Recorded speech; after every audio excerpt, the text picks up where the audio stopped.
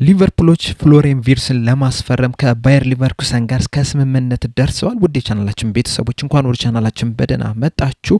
ትናንትና ሌሊት ላይ ከ5-6 ሰዓት አካባቢ በወጡ መረጃዎች መሰረት እንግዲህ ሊቨርፑሎች ፍሎሪያን ቪርትስን ለማስፈረም ከባየር ሊቨርኩሰን ጋር ከስምምነት ደርሰዋል ተብሏል። ይህን የምንመለከት ይሆናል። እስከ መጨረሻው ደቂቃ ድረስ አብራችሁኝ እንድትቆዩ በአክብሮት ጋብዛለሁ። እናንተስ በዚህ ዙሪያ የተሰማችሁን ስሜት እንዳለ ኮሜንት ሴክሽን ላይ በመጻፍ አሳውቁኝ። ሰብስክራይብ፣ ላይክ፣ ሼር ማድረግ እንዳትረሱ። አሁን በቀጥታ ወደ መረጃው እንገባለን። አብራችሁኝ ቆዩ። ሊቨርፑሎች እንግዲህ ስማቸው ከፍሎሪያን ቪርትስ ጋር መያያዝ ከጀመረ ትንሽ ሰንበት ብለዋል። እንደዚሁም ደግሞ የተለያዩ ጥያቄዎችን ለባየር ሊቨርኩሰን ሲያቀርቡ ነበር። በመጀመሪያም እንግዲህ የ100 ሚሊዮን ፓውንድ አካባቢ ሂሳብ ነበር ያቀረቡት። ከዛ በኋላ 104 አካባቢ ያቀረቡ፣ 109 አካባቢ ያቀረቡ፣ እንደዚሁም 114 አካባቢ አቅርበዋል። በተጨማሪም እንግዲህ ባለፈው ሳምንት የመጨረሻ ጥያቄያቸውን ወደ 118 ሚሊዮን ፓውንድ የሚጠጋ ሂሳብ ለባየር ሊቨርኩሰን ጥያቄ አቅርበዋል ተብለው ነበርና የተለያዩ ጥያቄዎቻቸውን ውድቅ ያደርጉባቸው ነበር። ትናንትና ምሽት ላይ ወደ 56 ሰዓት አካባቢ በወጡት መረጃዎች መሰረት እንግዲህ ሊቨርፑሎች ከባየር ሊቨርኩሰን ጋር በዚህ ተጫዋች ዙሪያ ከስምምነት ደርሷል ተብሏል። ይህንን መረጃ እንግዲህ ይዘውልን የወጡት የተለያዩ ጋዜጠኞች ናቸው። ፋብሪዚዮ ሮማኖ እንግዲህ በጣም ታማኝ የሚባል ጋዜጠኛ ነው።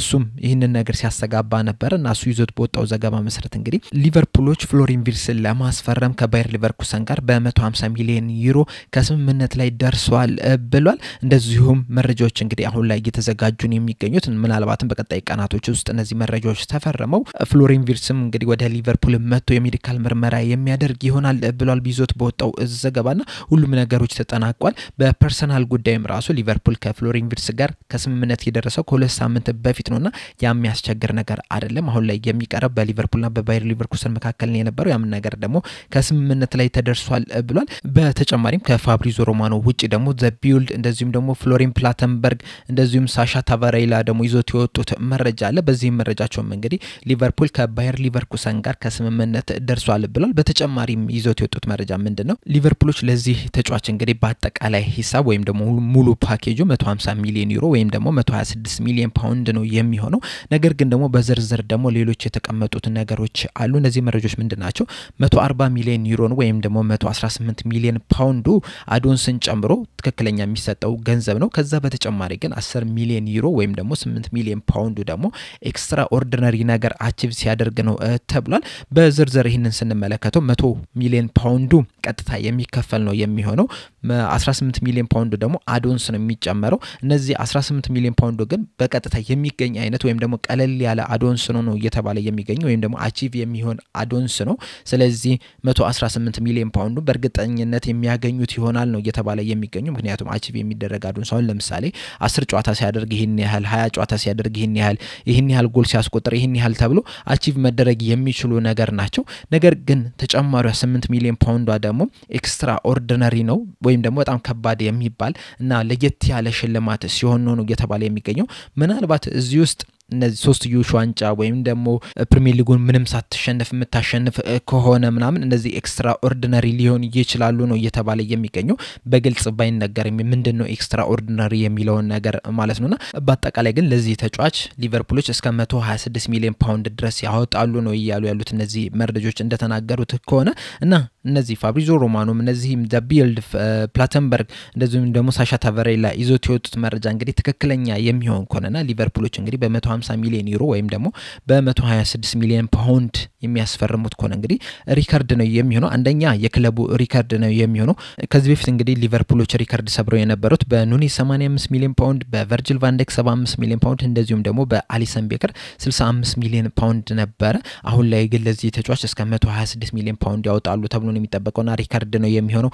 በተጨማሪም ደግሞ የፕሪሚየር ሊጉም ሪከርድ ይሆናል። ከዚህ በፊት እንግዲህ ሪከርዶቹ ተይዘው የነበሩት ቼልሲ ሞይሴስ ካይሴዶን በ115 ሚሊዮን ፓውንድ ነበር ያስፈረመው። እንደዚሁም ኤንዞ ፈርናንዴዝን በ105.8 ሚሊዮን ፓውንድ ነበር ያስፈረመው። በተጨማሪም ደግሞ ማንቸስተር ሲቲዎች ደግሞ ግሪሊሽን ከአስቶን ቪላ 100 ሚሊዮን ፓውንድ ነበር ያወጡበት። ስለዚህ ይህም ሪከርድ ሆኖ የሚመዘገብ ይሆናል። በተጨማሪም ደግሞ የጀርመናዊ ተጫዋችም የተሸጠበት ውድ ዋጋ ይሆናል። እንደዚሁም ቡንደስሊጋም የሸጡበት ውድ ዋጋ ነው የሚሆነው ነው እየተባለ የሚገኘውና በጣም ትልቅ ሪከርድ ነው የሚሆነው። በአጠቃላይም ደግሞ ሶስተኛ ውዱ ዝውውር ይሆናል። ከዚህ በፊት እንግዲህ ኔይማር ከባርሴሎና ወደ ፒኤስጂ ሲሄድ ፒኤስጂዎች 222 ሚሊዮን ዩሮ ነበር የከፈሉበት እንደዚሁም ደግሞ ምባፔ ከሞናኮ ወደ ፒኤስጂ ሲሄድ 180 ሚሊዮን ዩሮ ከፍሎበት ነበርና ከዛ በመቀጠል ደግሞ ፍሎሪያን ቪርትስ 150 ሚሊዮን ዩሮ በመከፈል ሶስተኛ ይሆናል ማለት ነውና ይሄ ትልቅ ሂሳብ ነው የሚሆነው ነገር ግን ደግሞ እነዚህ ዘጋቢዎች እንግዲህ እነ ፋብሪዞ ሮማኖ ከስምምነት ላይ ደርሰዋል ቢባልም ነገር ግን ደግሞ ዴቪድ ኦርስቲን እና ዴቪድ ሊንች እንደተናገሩት ከሆነ እንግዲህ ከክለቡ ከሁለቱም ክለቦች የሚወጡት መረጃዎች እንደሚያሳዩት ከሆነ እስካሁን ድረስ ከስምምነት አልደረሱም ነው እየተባለ የሚገኘው ነገር ግን ደግሞ አቅጣጫው ሁላ ወደዛ ነው እየሄደ ያለው ነው እየተባለ የሚገኘው እና ዴቪድ ኦርስቲን በተለይ በአጽኖት እንደተናገረው ከሆነ እንግዲህ ስካይ ስፖርት ላይ በሰጠው መረጃ መሰረት እኔ እስካሁን ድረስ ባለኝ መረጃ እንደዚሁም ደግሞ ሁለቱም ክለቦች ባወጡት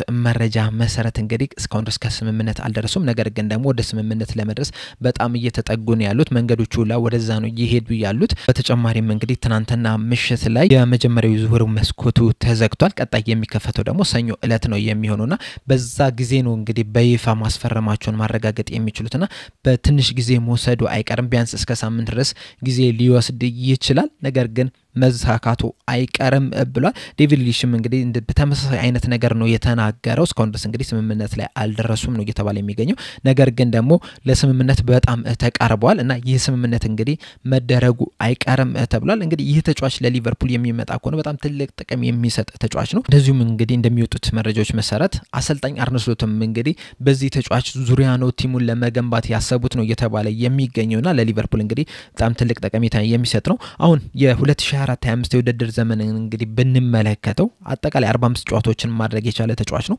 22 ግቦችን እንደዚሁም ደግሞ 19 አሲስቶችን ማስመዝገብ የቻለ ተጫዋች ነው 41 የጎል ተሳትፎ ማድረግ ይችላልና ይህንን ነገር ስንመለከተው እንግዲህ ምን ያህል ድንቅ ተጫዋች እንደሆነ መመልከት እንችላለን በተጨማሪም ደግሞ ከክፍት ጨዋታዎች ብዙ አሲስት ያደረገ ተጫዋች ነው 12 አሲስት ማድረግ ይችላል እንደዚሁም ደግሞ በክፍት ጨዋታ በአማካኝ ብዙ አሲስት በማድረግ ደግሞ ሁለተኛ ደረጃ ላይ ተቀምጧል 8.9 በማድረግ ብዙ ትልቅ የግብ እድል የፈጠረ ሁለተኛው ተጫዋች ሆኗል 17 የግብ እድሎችን በመፍጠር እንደዚሁም ደግሞ ብዙ ኳስ ወደ መጨረሻው ሶስተኛው ክፍል በማቀበል ደግሞ ሶስተኛው ተጫዋች ነው 652ን ማድረግ ይችላል ብዙ ድሪብል ያደረገ ተጫዋች ነው 161 ማድረግ ይችላል አንደኛ ደረጃ ላይ ተቀምጧል ብዙ የተሳካ ድሪብልን በማድረግ 82 በማድረግ እንግዲህ አንደኛ ደረጃ ላይ መቀመጥ የቻለ ተጫዋች ነውና በጣም ድንቅ የሚባል ተጫዋች ነው 10 ቁጥር ቦታ ላይ እንግዲህ ሊቨርፑሎች ያጡትን ነገር ያገኙ ይመስለኛል ከዚህ በፊት እንግዲህ 10 ቁጥር ቦታ ላይ በሊቨርፑል እንግዲህ በጣም ምርጥ የነበረው ኮቲኒዮ ነው ኮቲኒዮ ከወጣ በኋላ እንግዲህ 10 ቁጥር ተጫዋች አልነበራቸውም ሊቨርፑሎች በተጨማሪም እንግዲህ ኮቲኒዮ መውጣት ተከትሎ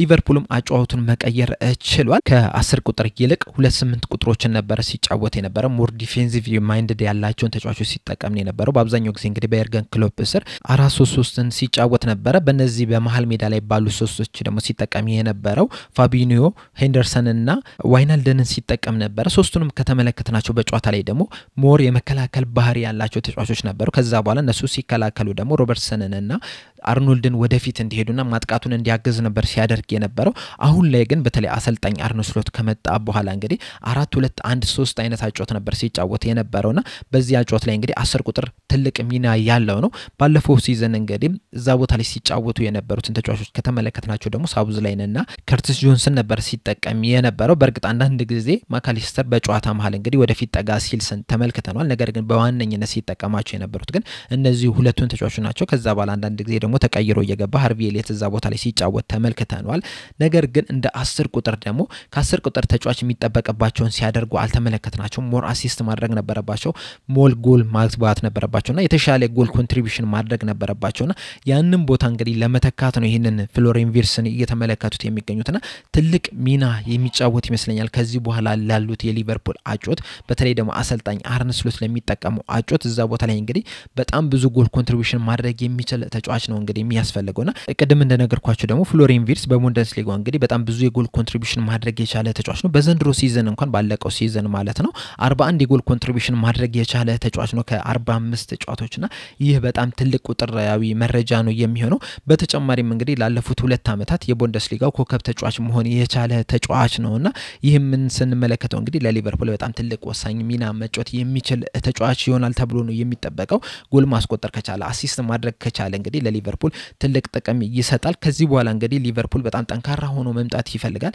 በተጨማሪም ደግሞ ሌሎች ክለቦችም እንግዲህ ሊቨርፑል ላይ ለመድረስ ራሳቸውን እያጠናከሩ መምጣታቸው አይቀርምና እንደዚህ በሚሆንበት ሰዓት ደግሞ ወደ ክለብህ እንግዲህ አሁን ፕሪሚየር ሊግ በበላህበት ሰዓት ተጨማሪ ኳሊቲ ያላቸውን ተጫዋቾች እንግዲህ ቡድን ላይ መጨመር ያስፈልጋልና ፍሎሪያን ቪርትስም እንግዲህ እንደተመለከትነው ከሆነ በተለያዩ ጨዋታዎች ላይ እንዳየነው ከሆነ በቅርቡ እንኳን በኔሽንስ ሊግ ጨዋታዎች ላይ ሁለት ጊዜ ማየት ይችላልና ምን አይነት ኳሊቲ ያለው ተጫዋች እንደሆነ መመልከት ይችላልና እንደነ ፋብሪዚዮ ሮማኖ ዘገባ ከሆነ እንግዲህ በዚህ ሳምንት ውስጥ ምናልባትም የሊቨርፑል ይፋዊ ተጫዋች መሆን የሚችልበት ቻንስ አለ ተብሏልና ለሊቨርፑል እንግዲህ ይህ ትልቅ ነገር ነው። በተለይ ደግሞ በቅርቡ ነው እንግዲህ ድርድር የተጀመረው። በእርግጥ ሊቨርፑሎች አንዳንድ መረጃዎች እንደወጡት ከሆነ ሲዝኑ ከመጠናቀቅ በፊት ራሱ ፍሎሪያን ቪርትስን ለማናገር ሞክረዋል። እንደዚሁም ደግሞ ባየር ሊቨርኩሰኖችም ፍቃድ ሰጥተዋቸው ነበር ነው እየተባለ የሚገኘው። እንደዛም ቢሆን ግን በጣም በፍጥነት ዝውውሩ እየተካሄደ ያለው ባለፈው 2-3 ሳምንት ውስጥ ነውና እንደው መጀመሪያ ላይ እንግዲህ ሲነገር እንደነበረው ከሆነ ወደ ባየር ሙኒክ የሚሄድ ቻንሱ በጣም የሰፋ ነው ተብሎ ነበር። ነገር ግን ደግሞ ሐሳቡን ቀይሮ ወደ ሊቨርፑል መምጣት እንደሚፈልግ ነው የተናገረውና ከሊቨርፑል ውጭ እንግዲህ 3 ትልልቅ ክለቦች ይህንን ተጫዋች ፈልገውት ነበር። ባየር ሙኒክ፣ ማንቸስተር ሲቲ እንደዚሁም ደግሞ ሪያል ማድሪዶችም እዚህ ተጫዋች ላይ ፍላጎት ነበራቸው ተብሎ ነበር። እሱ ግን ምርጫውን ያደረገው ሊቨርፑልን መቀላቀል ነበርና ይህንን ደግሞ እንደ ሊቨርፑል ደጋፊነት መስማት እንግዲህ በጣም ደስ የሚል ነገር ነው። ምክንያቱም እንግዲህ ከዚህ በፊት የተለያዩ ተጫዋቾችን ፈልገን የተለያዩ ተጫዋቾች ጋር ድርድርም አድርገን ነገር ግን ሌላ ክለብ በመምጣቱ ምክንያት የሄዱ ተጫዋቾች አሉ። ለምሳሌ እነ ጁድ ቤሊንጋም እነ ቹዩሚን እንግዲህ ከሊቨርፑል ጋር ድርድር አድርገው ነበር። ነገር ግን ማድሪድ መጥቶ እንግዲህ እነዚህን ተጫዋቾች መውሰድ ችሏል ማለት ነውና እንደዚህ አይነት ተጫዋቾች ግን አንተን ፈልገው ሲመጣ በተለይ ደግሞ ይሄ ጄኔሬሽናል ታለንት የሚባል ተጫዋች ነው፣ ድንቅ የሚባል ተጫዋች ነው፣ በጣም አስደናቂ ተጫዋች ነው። ስንመለከተው ራሱ ሁሉ ጊዜ ማየት የሚያስደስት አይነት ተጫዋች ነውና እንደዚህ አይነት ተጫዋቾች እንግዲህ ቡድንህን መቀላቀል ሲፈልግ መስማት በጣም የሚያስደስት ነገር ነው። ለቀጣይ አመታትም እንግዲህ በሊቨርፑል ቤት እንግዲህ ትልቅ ተጫዋች መሆን የሚያስችልም ብቃት ያለው ተጫዋች ነው። አሁን ገና 22 አመቱ ላይ ነው። ምናልባት እንግዲህ በሊቨርፑል ቤት 10 አመት የሚቆይ ከሆነ እንግዲህ ይህ የዝውውር ሂሳብ እንግዲህ ያን ያህል ውድ የሚሆን አይደለም። 150 ሚሊዮን ዩሮ እንግዲህ ወደ 10 አመት ስንከፋፈለው 15 ሚሊዮን ዩሮ ነው የሚሆነው በአመት። ምናልባት በሊቨርፑል ቤት 10 አመት የሚቆይ ከሆነ በርግጥ 140 ሚሊዮን ዩሮ ነው በ5 አመት ውስጥ ተከፋፍሎ የሚጠናቀቅ ነው የሚሆነው። ያቺ 10 ሚሊዮን ዩሮ ደግሞ ኤክስትራኦርዲናሪ አቺቭ ነገር ሲያደርግ ስለሆነ ያቺ መቼ እንደሚከፈል እርግጠኛ አይደለም። ምናልባትም በሊቨርፑል ቤት የመጨረሻ አመቱ ላይም ሊከፈል የሚችል ሊሆን ይችላል፣ ምክንያቱም ኤክስትራ ኦርዲናሪ ስለሆነ ማለት ነው። ነገር ግን 140 ሚሊዮን ዩሮ ነው በ5 አመት ውስጥ ተከፋፍሎ የሚጠናቀቅ ይሆናል። ይሄም ማለት እንግዲህ 28 ሚሊዮን ዩሮ በአመት ማለት ነውና ያን ያህል ውድ የሚያስብለው ነገር አይደለም። በተጨማሪም ሊቨርፑሎች እንግዲህ የዚህን ተጫዋች ሽያጭ ለማካካስ እንግዲህ የተለያዩ ተጫዋቾችን ይለቃሉ ተብሎ ነው የሚጠበቀው። እነ ኑኔዝ እነ ዲያዝ ምናምን ሊወጡ የሚችሉበት ቻንስ አለ። በተጨማሪም ደግሞ ሌሎችም የአካዳሚ ተጫዋቾችም ከሊቨርፑል ይለቃሉ ተብሎ ነው የሚጠበቁትና ያን ያህል የሚቸገሩ አይመስለኝም እዚህን ተጫዋች ሂሳብ ከቨር ለማድረግ። በእርግጠኝነት ከዚህ በፊትም ነግሬያቸዋለሁ፣ በእርግጠኝነት በዚህ የክረምት የዝውውር መስኮትም የሊቨርፑል የተጣራ ወጪ የሚሆነው ከ50 ወይም ከ60 የሚበልጥ አይመስለኝም። የተለያዩ ተጫዋቾችን መሸጣቸው አይቀርም። ከዚህ በፊትም እንግዲህ በሊቨርፑል ቤት ይህንን ነገር ተመሳሳይ ነገር ስንመለከት ነበር። ይህንን ተጫዋችን ቢያመጡ ራሱ የተለያዩ ተጫዋቾችን መሸጣቸው አይቀርምና በዚህ የክረምት የዝውውር መስኮትም እንግዲህ ከ50 ከ60 ሚሊዮን ዩሮ የተጣራ ወጪ ይዘላል ብዬ አላስብም። እንግዲህ ምን አይነት ተጫዋቾች ከዚህ በኋላ ይመጣሉ፣ የትኛው ተጫዋቾች ከሊቨርፑል ሲለቃሉ የሚለው ነገር የምናይ ይሆናል። አሁን ግን ፋብሪዚዮ ሮማኖ እንደተናገረው ከሆነ ሊቨርፑሎች ከባየር ሊቨርኩሰን ጋር በፍሎሪያን ቪርትስ ጉዳይ ከስምምነት ደርሷል ተብሏል። በዚህ ዙሪያ ያላችሁን አስተያየት እንዳለ ኮሜንት ሴክሽን ላይ በመጻፍ አሳውቁኝ። አሁን እዚህ ላይ አበቃው። በቀጣይ በሌላ እስከምንገናኝ ድረስ ሰብስክራይብ፣ ላይክ፣ ሼር ማድረግ እንዳትረሱ። ቻው።